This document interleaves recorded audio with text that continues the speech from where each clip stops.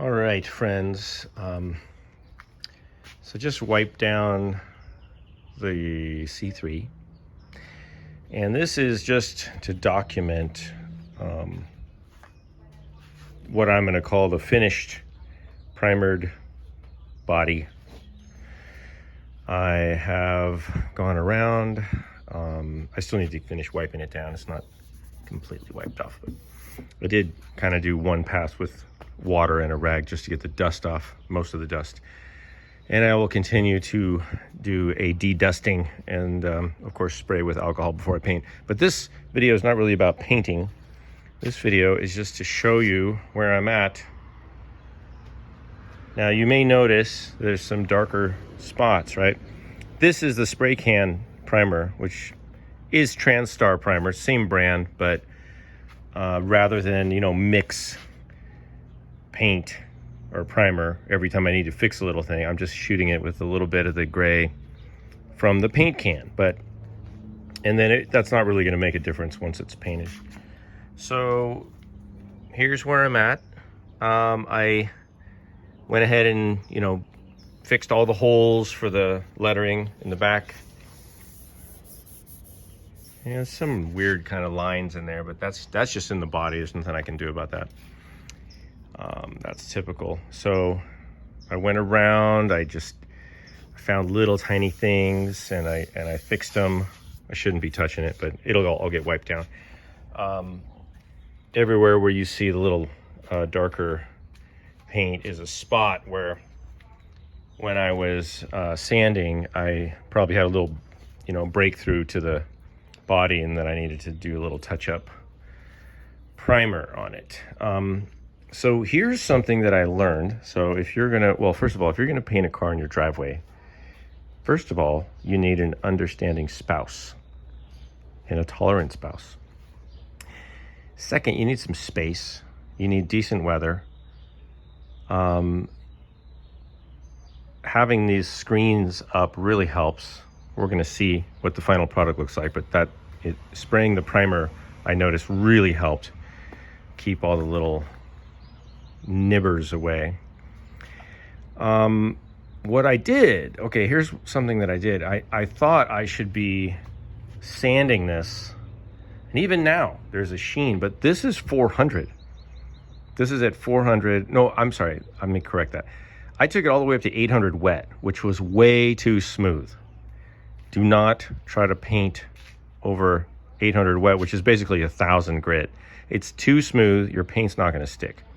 So what I did is I went back with some 400, and then I went over this entire car with the red scuff pad.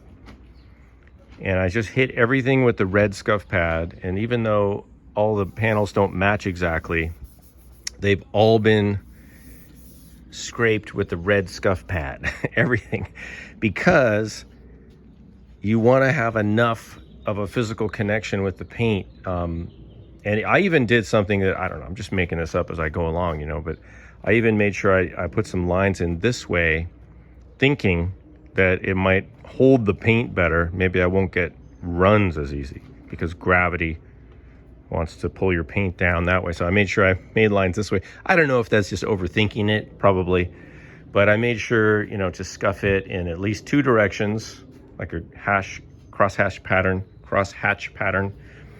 And that's how it's looking.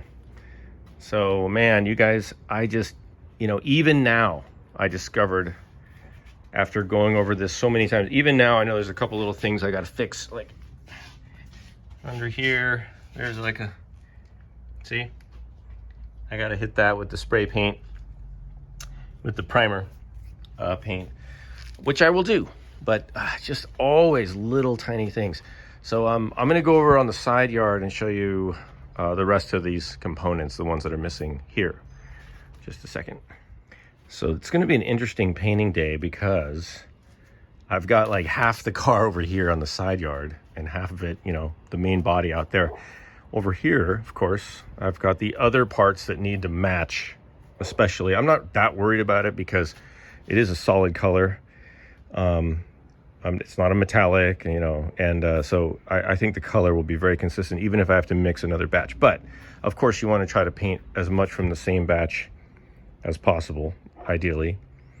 So I've got the hood that's ready to go, except for insects that keep pooping on it. I've got the convertible lid, and I've got both doors. And these are as good as I can get them. I am done fiddling with these things. I found a few little things like this, like a little tip down here that had a little thing, and just little tiny. I mean, you guys, it's crazy. There was like a little